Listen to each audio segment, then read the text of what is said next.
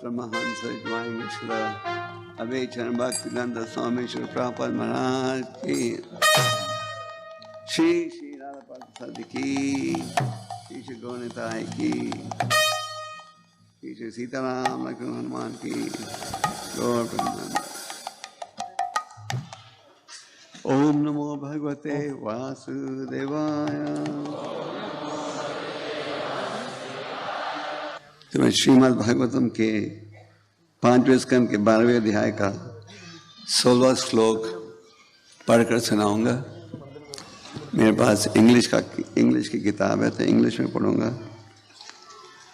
तस्मान् नरो संग सुसंग जाता यनास्नेहैव विवृक्त मोह हरिं तद्य कततं श्रुताभ्यां लब्धास्मि यद् अति परम अद्वना। Simply by associating with exalted devotees, anyone can attain perfection of knowledge, and with the sword of knowledge can cut to pieces the illusory associations within this material world. Through the association of devotees, one can engage in the service of the Lord by hearing and chanting Shravanam and Kirtanam. Thus one can revive his dormant Krishna consciousness and, sticking to the cultivation of Krishna consciousness, return home back to Godhead even in this life. अब मेरे बात दोहराना चाहते हो अनुवाद? Simply by associating with exalted devotees, anyone can attain perfection of knowledge, and with the sword of knowledge can cut to pieces the illusory associations within this material world. Through the association of devotees, one can engage in the service of the Lord by hearing and chanting. Thus one can revive his dormant Krishna consciousness, and, sticking to the cultivation of Krishna consciousness, return home back to Godhead even in this life. Hare Krishna.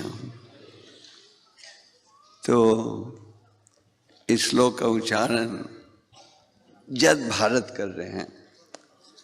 जद भारत अपने पूर्व जन्म में भारत महाराज थे और एक समय पूरे पृथ्वी को भारतवर्ष कहा जाता था, क्योंकि भारत महाराज का राज्य इतना धार्मिक था, सुंदर था कि पूरी प्रजा अत्यंत सुखी थी।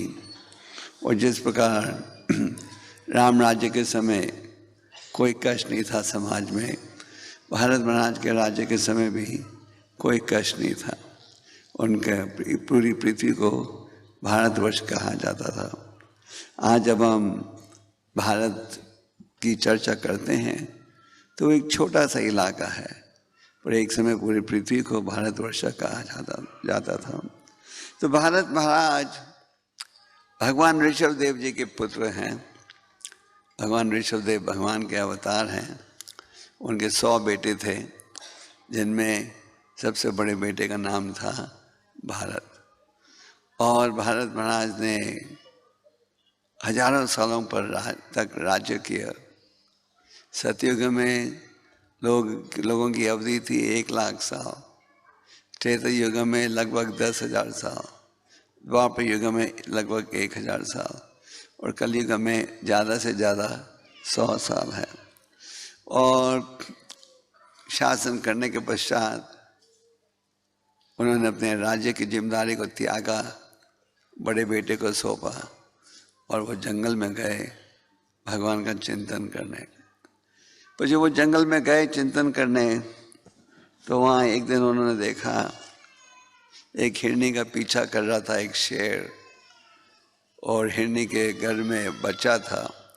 तो जान बचाने के लिए उसे छलांग मारनी पड़ी, जिसके कारण बच्चा तो बाहर गिर गया पर खुद उसके माता की मृत्यु हो गई। तो भारत महाराज ने सोचा कि भगवान की इच्छा है कि मैं इस पशु की देखभाल करूं, पर अफसोस की बात है कि बहुत अधिक आकर्षित हो गए और अगर वो पशु एक पल के लिए भी नजरों से दूर होता था तो घबरा जाते थे। और एक दिन पशु को खोजते खोजते उन्हें शरीर त्यागना पड़ा। भागवत गीता में भगवान कहते हैं यम यम वापी स्मरण भवाम, जहाँ व्यक्ति का मन होगा मृत्यु के समय उसी प्रकार का ध्येय से प्राप्त करना पड़ेगा। इसलिए शास्त्र में कहा गया है अंते नारायण स्मृति। हमें इस प्रकार की योजना करनी चाहिए, इस प्रकार की तैयारी करनी चाहिए कि अंत के समय भी हम नारायण का स्मरण कर सकें और किसी भौतिक विषय का नहीं। पर यह केवल जब संभव होगा अगर हम बाकायदा भक्ति की विधियों का पालन करें। अगर कोई विद्यार्थी ये सोचे कि पढ़े बगैर इम्तिहान में पास हो जाएगा, ये तो असंभव है। तो भारत महाराज को भी एक हिरन के रूप में जन्म ग्रहण करना पड़ा, क्योंकि उनका वो हिरन को खोज रहे थे जब उनकी मृत्यु हो गई।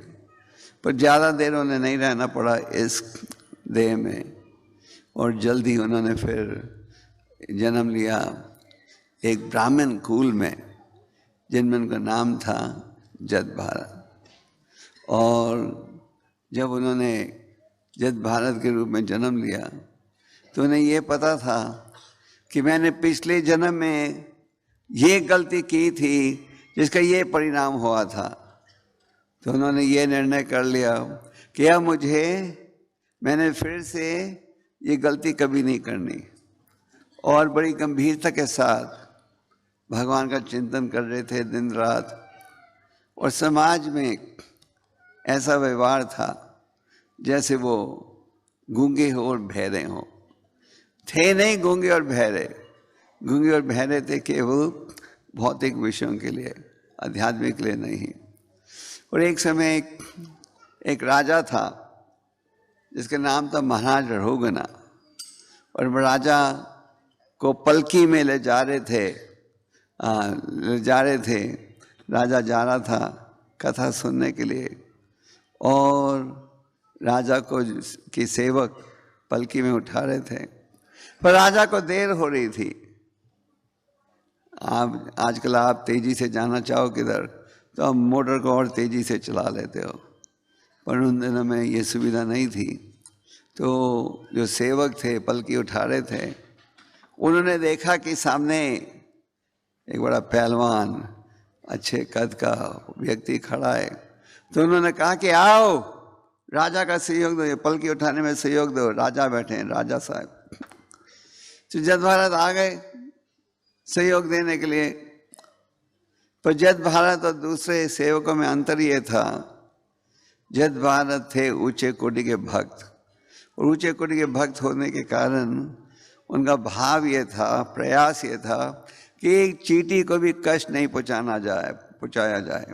ये है वैष्णव का भाव, किसी को कष्ट नहीं देना। ये नहीं कि हम ये कहें कि हम धार्मिक हैं, भगवान की पूजा कर रहे हैं और साथ में पशुओं पर अत्याचार करें। तो जद भारत अपने पैरों को जमीन पर रखने से पहले ये देखते थे कि आगे 3 फुट तक कोई जीवात्मा तो नहीं है, क्योंकि वो चाहते नहीं थे कि चींटियों पर उनका पैर आ जाए। जिसके कारण राजा की पलकी तेज जाने के बजाय ज़्यादा धीमे जाने लगी। राजा ने कहा क्या हो रहा है, और वो पलकी स्थिर रहने के बजाय जब डामाडोल हो रही थी। तो राजा जब गुस्से में कहने लगा क्या हो गया, क्यों इतने स्लो जा रहे हो, क्यों ये डामाडोल हो रही है। तो दूसरे सेवकों ने कहा घबरा के, राजा हमारा दोष नहीं है, ये जो नया व्यक्ति हमने जोड़ा है ये लगता है थोड़ा पागल, वो धीमे धीमे अपना पाँव रख रहा है पृथ्वी पर। तो राजा ने कहा शुरू में इस जद भारत जो गूंगा और बहरे का व्यवहार रख रहा था उसे डांटा। फिर पहले तो जद भारत ने डांट सह ली, फिर जद भारत जब बोलने लगे फिर राजा समझ गया कि ये जो जद भारत है ये आत्मज्ञानी व्यक्ति है, कोई अनजान मूर्ख नहीं। और राजा के पास क्योंकि धार्मिक ज्ञान था, राजा ने कहा कि मुझे किसी चीज़ का भय नहीं है वैसा वाटर, मुझे वैष्णव अपराध करने का डर है। और राजा पलकी से नीचे उतरा और जद भारत के शरणागत हुआ और उनसे शिक्षा की भीख मांगी और माफ़ी मांगी कि मैंने जो अपराध किया है इसके लिए मुझे माफ़ कर दो। तो प्रभुपाद जी इसके तात्पर्य में कहते हैं कि हमें वैष्णव अपराध से बचना चाहिए। और चैतन्य महाप्रभु जी जब सनातन गोस्वामी को प्रयाग में शिक्षा दे रहे थे तो उन्होंने भी ये कहा कि ये जो वैष्णव अपराध हैं उसकी तुलना की पागल हाथी के अपराध के साथ, और कहा कि जिस प्रकार एक पागल हाथी सुंदर बगीचे को भी नष्ट कर सकता है, वैष्णव अपराध के द्वारा जो हरि नाम का लाभ है वो मिट जाता है। तो इसलिए उन्होंने कहा कि हमें वैष्णव अपराध से बचना चाहिए। हम सब जो 16 माला करते हैं, दीक्षा ले चुके हैं या दीक्षा लेने की इच्छा रख रहे हैं, उनका परिचय है 10 नाम अपराधों से। 10 नाम अपराधों में सबसे पहला नाम अपराध क्या है? उन भक्तों की निंदा करना जिन्होंने जीवन समर्पण किया है भगवान की सेवा में।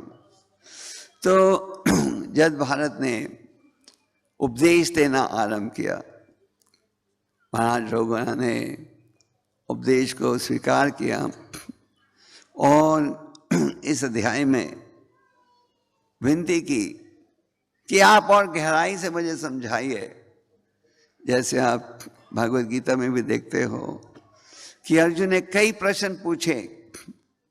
एक रूप से आप कह सकते हो अर्जुन तो भगवान के सनातन साथी हैं, आत्मज्ञानी हैं, तो उन्हें प्रश्न पूछने की क्या आवश्यकता। उत्तर ये है अर्जुन के प्रश्न, परीक्षित महाराज के प्रश्न, ये सब हैं हमारे सुधार के लिए, हमारे उद्धार के लिए। ये जो गीता का उपदेश, भगवत का उपदेश है, ये है हमारे सुधार के लिए और उद्धार के लिए। तो जद भारत ने अनेक प्रश्न पूछे और इस अध्याय में महाराज रघुनाथ जद भारत द्वारा उपदेश सुन रहे हैं कि किस प्रकार जीवन सुधर सकता है। तो ये जो श्लोक हमने पढ़ा है इसमें जद भारत साधु संग पर बल दे रहे हैं कि हमें एक साधुओं की संगत रखनी चाहिए, खास करके जो एडवांस डिवोटी हैं उनकी संगत रखनी चाहिए। क्यों? क्योंकि उनकी संगत में रहोगे तो आपको आध्यात्मिक ज्ञान प्राप्त होगा। और आध्यात्मिक ज्ञान का निर्णय क्या है? आध्यात्मिक ज्ञान का निर्णय है कि भक्ति योग एक साधन है जिसके द्वारा अपन भगवान को आकर्षित कर सकते हो।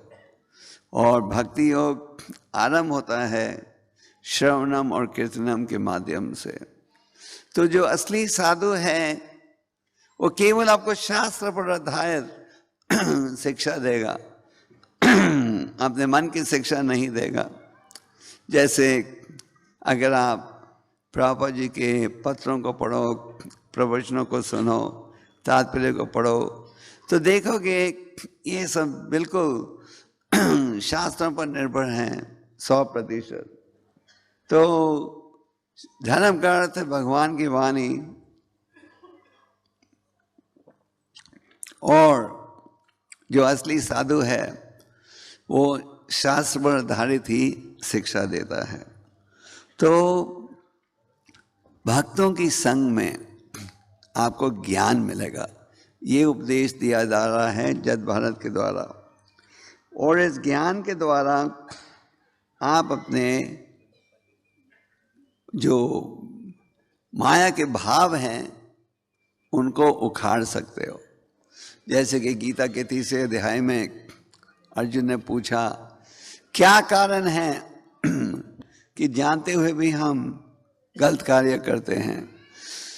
और भगवान ने कहा, काम ऐसा क्रोध है, ऐसे काम के प्रभाव के कारण। आगे भगवान ने ये भी कहा कि ये जो आध्यात्मिक जीवन का शत्रु है, इसका निवास का स्थान कहाँ है? मन में, बुद्धि में, इंद्रियों में। आगे भगवान ने कहा, ज्ञान की तलवार से इस अज्ञानता को दूर करो।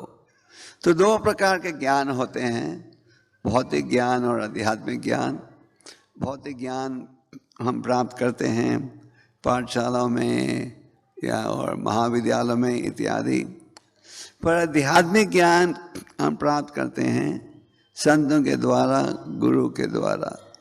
और आध्यात्मिक ज्ञान के बिना भौतिक ज्ञान अधूरा रहता है। भौतिक ज्ञान के साथ अगर हम आध्यात्मिक ज्ञान को भी अनुकूल करें तो फिर आप कह सकते हो आपका जीवन सफल होगा। तो भक्तों की संग में हमें रहने का प्रयास करना चाहिए। साधु संग सर्वशास्त्र काया, लाभ मात्र साधु संग सर्व सिद्धि आया। चैतन्य चरितमृत में कृष्णदास काविराज जी ने चैतन्य महाप्रभु जी की लीलाओं और उपदेश का वर्णन किया है। तो इस ग्रंथ में महाप्रभु ने कहा कि साधु की संगत का लाभ उठाओ। लाभ मात्रा का अर्थ है 1 सेकंड का 14वां हिस्सा। अगर एक क्षण के लिए भी आपको किसी शुद्ध भक्त की संगत प्राप्त होगी तो आपका उद्धार हो सकता है। तो शास्त्रों का निर्णय है भक्ति योग, और भक्ति योग आरंभ होता है शरणम और कीर्तनम के माध्यम से। श्रवणम और कीर्तनम का अर्थ है भगवान के नामों का उच्चारण करना और ध्यान से भगवान के नामों को सुनना। रूपा गोस्वामी एक महान संत थे जिन्होंने अनेक ग्रंथ दिए हैं हम सबको, पर खास करके उनके 2 ग्रंथों का अनुवाद श्रील प्रभुपाद जी ने किया है। एक का नाम है श्री उपदेशामृत, दूसरे का नाम है भक्ति रसामृत सिंधु। तो श्री उपदेशामृत के 7वें श्लोक में रूपा गोस्वामी जी कहते हैं कि आपके जो नाम हैं भगवान चीनी जैसे मीठे हैं, आपकी जो लीलाएं हैं वो भी मीठी हैं, पर क्योंकि हमारे जीव में अज्ञानता का प्रभाव है इसलिए हमें इसका मीठापन महसूस नहीं हो रहा। पर अगर हम नियमित रूप से जाप करेंगे तो ये अविद्या की बीमारी जो है दूर हो जाएगी। जैसे जब आपको बुखार हो तो कितना भी अच्छा भोजन या प्रसाद कोई दे आपको उसका टेस्ट नहीं आएगा। तो अज्ञानता का अर्थ है माया का प्रभाव, और माया का प्रभाव हम महसूस करते हैं काम, क्रोध, लोभ, मोह, मद मत्सर्य के द्वारा। और अगर हमें इनसे बचना है, इन कमजोरियों को दूर करना है, अगर हम गंभीरता के साथ भगवान के शरणागत होना चाहते हैं तो ये हरि नाम का उच्चारण ही एक उपाय है। शास्त्र में कहा गया है कि कलयुग में दोष ही दोष है, प्रेग गुण है इस कलयुग में, वो है भगवान के नामों का उच्चारण। नाम चिंतामणि कृष्ण कृष्ण चैतन्य रस विग्रह पूर्ण शुद्ध नित्य मुक्तो भिन्ना त्वम नाम नामिनः।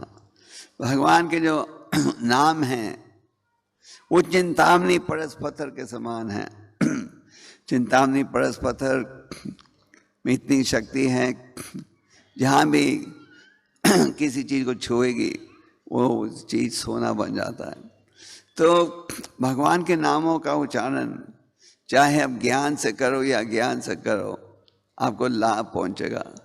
पर अगर हम ध्यानपूर्वक जाप करें तो फिर ये जो अज्ञानता का प्रभाव है ये दूर हो जाएगा।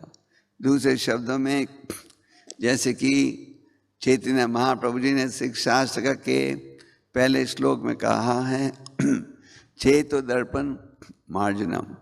भगवान के नामों का नामों के उच्चारण का एक लाभ यह है कि जो काम क्रोध लोभ मोह मन मत्सर्य का प्रभाव है हृदय पर, बुद्धि पर, इंद्रियों पर, वो दूर होते जाएगा।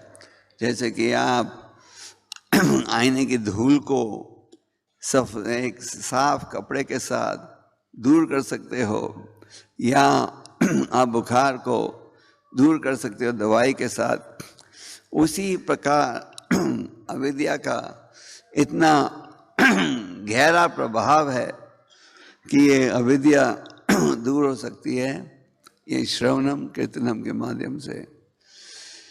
चैतन्य महाप्रभु की भविष्यवाणी थी कि हरि नाम एक दिन विश्व के हर कोने में पहुंचेगा, और भक्तिवेदांत स्वामी प्रभुपाद के प्रयास से आज ये हरि नाम का उच्चारण विश्व के हर कोने में हो रहा है। और लोग क्यों कर रहे हैं? क्योंकि हरि नाम के द्वारा अंत में मन की शांति भी प्राप्त होती है। शांति या अशांति का कारण क्या है? अशांति का कारण यह है अनेक भौतिक इच्छाएं हैं, और जब हम इन भौतिक इच्छाओं को प्राप्त नहीं कर सकते, जब अशांति, तनाव, चिंता बढ़ जाती है। तो एक उपाय है साधु संग। साधु संग के द्वारा आपको ज्ञान मिलेगा, और ज्ञान के द्वारा आप भगवान के नामों का उच्चारण शुरू करते हो। और भगवान के नामों के उच्चारण का एक और लाभ ये है आनंद बुद्धि वर्धनम, कि आप असली आनंद अनुभव कर सकोगे। तो हम सब जो भक्ति में जुड़े हैं, जो भक्ति का पूरा लाभ उठाना चाहते हैं, कई बार हम नाम के लिए दीक्षा ले लेते हैं या सोचते हैं रिवाज है, सबने गुरु बनाया तो हम ही गुरु स्वीकार कर लेंगे, पर हमारे हृदय में गंभीरता नहीं है, तो फिर उस दीक्षा का कुछ लाभ नहीं पहुंचेगा। अगर हम दीक्षा का, भक्ति का पूरा लाभ उठाना चाहते हैं तो हमें शास्त्र की शिक्षा के अनुसार चलने का प्रयास करना चाहिए। चैतन्य महाप्रभु जी ने इस कलयुग में भक्ति के मार्ग को बहुत ही सरल बना दिया है। महाप्रभु का पहला आदेश था हरे कृष्ण महामंत्र का उच्चारण करना। तो ध्यान पूर्वक, जैसे रूप गोस्वामी ने कहा, भगवान के नाम मीठे हैं, पर अज्ञानता के कारण हम इसका मीठापन नहीं महसूस कर पाते। क्योंकि मीठापन महसूस नहीं कर पा रहे, हमारा दिल नहीं लगता कि हम सदा भगवान के नाम का उच्चारण करें। थोड़ी समय के लिए उच्चारण करते हैं, फिर सोचते हैं थक गए, बहुत कुछ कर लिया, और किसी और कार्य में जुड़ जाते हैं। पर अगर हमें भगवान के नाम मीठे लगते हैं, फिर तो आपकी सदा ये भावना होगी कि आप हरि नाम करते जाओ। तो रूप गोस्वामी कहते हैं कि अज्ञानता दूर हो सकती है अगर आप नियमित रूप से ध्यानपूर्वक जाप करो। तो ध्यानपूर्वक जाप पिछले साल भी हमने इस विषय पर बोल दिया था कि उसका अर्थ क्या है।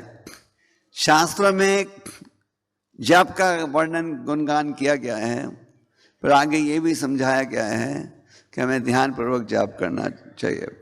हरि नाम के 3 स्टेजेस हैं। पहला है नाम अपराध, दूसरा नाम भाषा, तीसरा है शुद्ध नामा। नाम अपराध का अर्थ है अब जब कर रहे हो साथ में अपराध भी कर रहे हो तो उसका पूरा लाभ नहीं मिलेगा। नाम भाषा का अर्थ है अब जब कर रहे हो, प्रयास कर रहे हो अपने आप को 10 नाम अपराधों से बचाने के लिए, और जिनमें एक अपराध है कि आप ध्यानपूर्वक जाप नहीं करना। तो जब आपके 16 माला का जो कोटा है वो करना आरंभ करते हो तो उस समय के लिए इस पर ही बल दीजिएगा। ये नहीं कि आप माला का जाप भी कर रहे हो और साथ में अनेक और कार्य भी कर रहे हो। और आप देखोगे कि जितने ध्यान से आप जाप करोगे उतनी तेजी के साथ हृदय की मैल निकलेगी, आनंद अनुभव कर सकोगे और आपका मन शांत होगा। और इस श्लोक में जद भारत कह रहे हैं कि आप इस जीवन में ही भगवान के धाम लौट सकोगे। दूसरे शब्दों में जो व्यक्ति शुद्ध भक्ति के मार्ग में जुड़ा है वो व्यक्ति यहाँ रहते हुए भी यहाँ नहीं है, कहाँ है? वैकुंठ धाम में है। जैसे इस समय हम इस माइक्रोफोन और इस हॉल का उपयोग कर रहे हैं भगवान का संदेश देने के लिए, तो ये है इसका सदुपयोग। तो हम सब का सौभाग्य है कि हम सब मिले प्रभुपाद जी के संस्था के साथ। श्रील प्रभुपाद जी का 115वां आविर्भाव तिथि हमने परसों मनाई थी, और चैतन्य महाप्रभु जी की भविष्यवाणी थी कि पृथ्वी में जितने नगर हैं, गांव हैं, सब जगह ये हरि नाम एक दिन पहुंचेगा। तो प्रभुपाद जी प्रकट हुए थे इस भविष्यवाणी को पूरा करने के लिए, और प्रभुपाद जी के प्रयास के कारण, जैसे आप जानते हो, उनके गुरु महाराज ने 1921 में उन्हें आदेश दिया था कि तुम पढ़े लिखे युवक हो, ले जाओ चैतन्य महाप्रभु जी के संदेश को पश्चिम देशों में। खास करके भक्ति सिद्धांत जी की इच्छा थी कि अंग्रेज के पश्चिम देशों में ये कृष्ण भक्ति का ज्ञान आगे बढ़े। तो ये तो बहुत बड़ी जिम्मेदारी भक्ति सिद्धांत जी ने सौंपी थी प्रभुपाद के ऊपर, और प्रभुपाद जी प्रयास करते गए और 1965 में फिर अमेरिका गए, जहाँ की उन्होंने और संघर्ष। 1 साल के लिए कोई रहने का ठिकाना नहीं था, छत नहीं थी, कुछ नहीं, और प्रभुपाद जी अमेरिका भी गए थे 40 रुपए के साथ। पर उन्हें पूरा विश्वास था गुरु के आदेश में, और उन्होंने प्रयास किया, और आज उनके प्रयास हैं विश्व के हर कोने में इस्कॉन के केंद्र हैं। लोग हरि नाम का जाप कर रहे हैं, गीता भागवतम पढ़ रहे हैं, और आगे प्रचार भी कर रहे हैं। पश्चिम देशों में प्रचार करना इतना सरल नहीं है, काफ़ी कठिनाइयों का संघर्ष करना पड़ता है। जैसे इस समय रशिया में एक शहर है जहाँ वहाँ के पब्लिक प्रोसिक्यूटर ने एक केस डाला है कि भगवत गीता हमें बैन करनी चाहिए क्योंकि इसमें वायलेंस है, और हम इस्कॉन के भाग इस केस को लड़ रहे हैं बहुत पैसा खर्च कर ये दिखाने के लिए कि भगवत गीता में वायलेंस नहीं है, मतलब वायलेंस का जो वो दुरुपयोग कर रहे हैं। कहने का तात्पर्य यह है, आप मंदिर खोलो, गीता ग्रंथों को बांटो, क्रिश्चियन देशों में, मुसलमान देशों में कोई ना कोई प्रयास करेगा प्रचार को रोकने के लिए, पर उस वातावरण में भी इस्कॉन के भक्त प्रयास करके कृष्ण भक्ति का प्रचार कर रहे हैं। तो आप सबका सौभाग्य है कि आप प्रभुपाद जी की शुद्ध संस्था के साथ जुड़े हो, पर इसका कृपा करके लाभ उठाइए। कई बार हम देखते हैं कि हम जुड़ जाते हैं, दीक्षा भी ले लेते हैं, पर जो त्याग वैराग्य उत्पन्न करना चाहिए वो हम नहीं कर पाते। और इन सब समस्याओं का एक कारण यह है कि हम ध्यानपूर्वक जाप नहीं करते। तो हमें एक साधु संगत का लाभ उठाना चाहिए, बकायदा मंदिर जाना चाहिए, बकायदा आज इसको लगभग हर शहर में भक्ति वृक्ष और नामाहत के कार्यक्रम होते हैं, उनका लाभ उठाना चाहिए। और भक्ति में आगे बढ़ने का एक लक्षण ये होगा कि हरि नाम में आपकी रुचि बढ़ेगी, शास्त्रों के अध्ययन में रुचि बढ़ेगी। प्रभुपाद जी ने बड़े संघर्ष के साथ, प्रयास के साथ इन ग्रंथों को तैयार किया। हमें इन ग्रंथों को पढ़ना भी चाहिए, ये नहीं कि ये ग्रंथ केवल सजावट के लिए हैं। और चैतन्य महाप्रभु का भी आदेश था, गीता पढ़ो रोज, भागवतम पढ़ो। आप एक से कितने भक्त हो इस हॉल में जो गीता रोज पढ़ते हो? हाथ उठाइए। जो गीता रोज पढ़ते हो, कितने भक्त हैं? कितने भक्त हैं जो गीता, भगवत गीता रोज घर में पढ़ते हो? हाँ। तो भगवत गीता रोज पढ़नी चाहिए। ये चैतन्य महाप्रभु जी ने भी आदेश में दिया था। महाप्रभु ने कहा कि अगर अब तुम गीता रोज पढ़ोगे, भागवतम रोज पढ़ोगे और हरे कृष्ण मंत्र का जाप करोगे तो तुम सदा मेरे साथ रहोगे और मैं तेरे साथ रहूँगा। और हमारे में एक सेवा भाव होना चाहिए, विनम्रता अनुकूल करनी चाहिए। इस विषय में मैं शाम के प्रवचन में कहूँगा और कहूँगा। और साथ में साधु संघ का लाभ उठाओ और गुरु साधु संतों की सेवा करो। चैतन्य चरितामृत में हम पढ़ते हैं एक कथा, एक महान संत माधवेंद्र पुरी की। माधवेंद्र पुरी से आप शायद परिचित हो। तो माधवेंद्र पुरी के कई शिष्य थे, जिनमें एक थे रामचंद्र पुरी और एक और थे जिनका नाम था ईश्वर पुरी। रामचंद्र पुरी जो थे सन्यासी थे, पर उनको संतों की आलोचना करने में बड़ा आनंद आता था। जब कोई संत आते भी थे, उन्हें महाप्रसाद देते थे। पहले सन्यासी कहते थे नहीं हमें इतना नहीं खाना, हमें तो थोड़ा खाना है, हम सन्यासी हैं। नहीं नहीं ये जगन्नाथ जी का महाप्रसाद है, नहीं खाओगे तो अपराध होगा। और जब वो खा लेते थे तो फिर कहते थे देखो सन्यास ले लिया, खाते हैं गृहस्थ से भी ज्यादा। तो इस रामचंद्र पुरी में आदत थी लोगों के नुक्स निकालने में। एक दिन वो चैतन्य महाप्रभु जी के कमरे में गए, गर्मी का मौसम था, फर्श लकड़ी की थी, तो गर्मी में चींटियों को भी गर्मी लगती है तो ऊपर आ जाती हैं। तो उन्होंने देखा इन चींटियों को, तो कहने लगे लगता है हमारे सन्यासी ने कल मीठा बहुत खाया है। और चैतन्य महाप्रभु तो ऊंचे कोटि के सन्यासी थे और बड़ी गंभीरता से नियमों का पालन कर रहे थे। तो इसी प्रकार एक दिन वो अपने गुरु के पास बैठे थे और गुरु माधवेंद्र पुरी इतने ऊंची कोटि के भक्त थे कि कभी किसी से कुछ मांगते नहीं थे, खाते भी थे केवल अगर जब किसी ने कुछ खाने को दिया।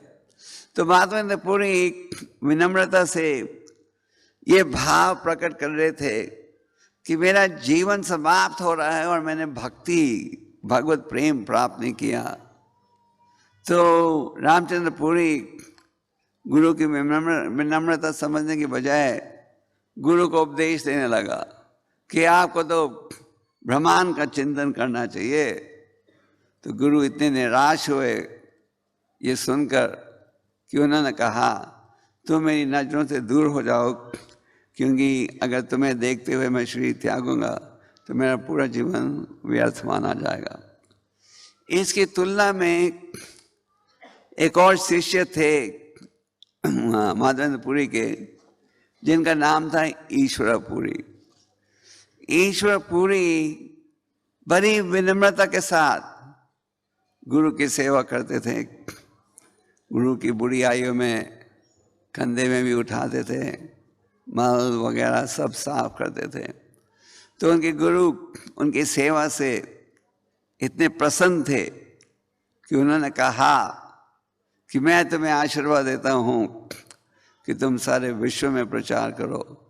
और वो प्रचार उन्होंने किया चैतन्य महाप्रभु, ठाकुर भक्ति विनोद, भक्ति सिद्धांत जी और प्रभुपाद जी के माध्यम से। तो यहाँ हमारे सामने दो उदाहरण हैं। एक जो कि एक शिष्य जो केवल नुक्स निकालने का प्रयास करता था और सोचा कि गुरु से भी ज़्यादा मुझे पता है, और दूसरा जो सब जानते हुए भी बड़ी विनम्रता से गुरु की सेवा कर रहा था। शिव चैतन्य महाप्रभु जी ने कहा है, पहले कदम में हमें गुरु की शरण लेनी चाहिए, दूसरे कदम में दीक्षा लेनी चाहिए, तीसरे कदम में सेवा करनी चाहिए, चौथे कदम में पूछना चाहिए क्या मैं त्याग सकता हूँ भक्ति में आगे बढ़ने के लिए, और पांचवें कदम में अगर कोई त्यागना भी पड़े तो जरूर त्यागते हैं क्योंकि हमारा लक्ष्य है भगवत प्राप्ति। जैसे मान लो आपको कोई डायबिटीज़ की बीमारी हो जाए तो चाहे आपको रसगुल्ला का कितना भी शौक हो, आप छोड़ते हो कि नहीं? आप छोड़ दोगे क्योंकि नहीं तो बीमारी बढ़ जाएगी। तो इसी प्रकार जो कार्य भक्ति के लिए प्रतिकूल है, चैतन्य महाप्रभु जी ने सनातन गोस्वामी को कहा वो हमें किसी कीमत पर भी छोड़ देना चाहिए। रूप गोस्वामी जी कहते हैं, हे मेरे प्रिय मित्र, जो कीमत भी भरनी पड़े भरो, पर कृष्ण भक्ति को हाथ से मत फिसलने दो। तो आप सब जो कि यहाँ उपस्थित हो, आप सब शिष्यों से यही संदेश है मेरा कि रूप गोस्वामी जी ने जो कहा कृष्ण भक्ति को हाथ से मत फिसलने दो। और प्रभु जी कहते थे हीरे को जितना पॉलिश करोगे उतना ज़्यादा चमकेगा। जो जितना आप प्रयास करोगे, ध्यानपूर्वक जाप करना, भक्तों की संग में रहना, शास्त्रों का अध्ययन करना, चैतन्य महाप्रभु जी के आंदोलन को आगे बढ़ाने में सहयोग देना। जैसे आप जानते हो इस संस्था का एक मूल कार्य है प्रचार करना, और प्रचार का माध्यम है ग्रंथों का वितरण। और आप में से कई भक्त इस सेवा में सहयोग देते आए हो। जैसे कि हर साल आपका दिल्ली मंदिर 3-4 लाख पंजाबी भाग को मिलाकर 4-5 लाख किताबें बांटता है, और आधे से ज़्यादा किताबें हमारे आप जैसे गृहस्थ भक्त बांटते हैं। तो प्रचार के कार्य को आगे बढ़ाने में सहयोग दीजिए। भगवान कहते हैं सब भक्तों में सबसे प्रिय है जो मेरा प्रचार करता है, उससे ज़्यादा प्रिय ना कोई हुआ है ना होगा। तो शुद्ध हरि नाम के उच्चारण का एक परिणाम यह है कि आपके हृदय में ये भावना होगी कि मुझे भी कुछ करना चाहिए भगवान के लिए। यही नहीं कि केवल 16 माला जाप कर दिया तो सब जिम्मेदारियां समाप्त हो गई। हमें साथ में ये भी देखना है कि हम लोग अज्ञान लोगों को कैसे सुधार सकें। तो यही है विनती कि आप इसका लाभ उठाइए। अगर आप ये जानना चाहते हो गुरु को कैसे प्रसन्न कर सकते हैं, और कई बार भक्त पूछते हैं महाराज एनी सेवा फॉर मी, महाराज what can I do to please you. तो मैं सबको कहता हूँ सबसे प्रथम सेवा सबकी है, हरि नाम की क्वालिटी को हम बढ़ाएं, कि हरि नाम को और ध्यान से करें। और जो भक्त मंदिरों के निकट रहते हैं वो मंदिरों के प्रोग्राम्स में भी जा सकते हैं, और जो मंदिरों से दूर रहते हैं उन्हें घर में ऐसी योजना बनानी चाहिए कि सारे कार्यक्रम घर में कर सकें।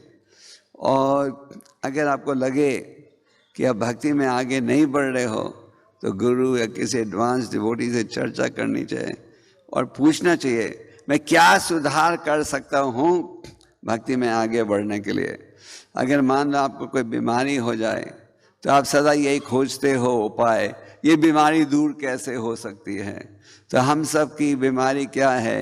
रोग, ये भौतिक आकर्षण, काम क्रोध लोभ मोह मद मत्सर्य के प्रति। और इस आकर्षण को तोड़ने के लिए भगवान ने हमें हरि नाम दिया है। कली काले नामा रूप कृष्ण अवतार। इस कलियुग में भगवान प्रकट होते हैं उनके दिव्य नामों के माध्यम से। और अब सबका अत्यंत सौभाग्य है कि आप सब ने हरि नाम स्वीकार किया है। आप केवल ये निर्णय लीजिएगा कि हमने और ध्यानपूर्वक जाप करना है, शास्त्र को कायदा पढ़ना है, सेवा भावना अनुकूल करना है।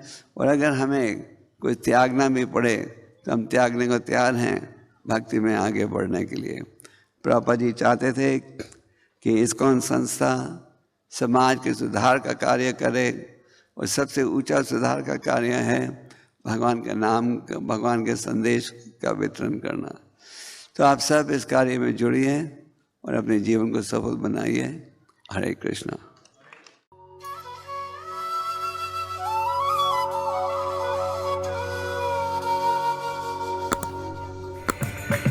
Hare Krishna, Hare Krishna, Krishna Krishna, Hare Hare, Hare Rama, Rama Rama.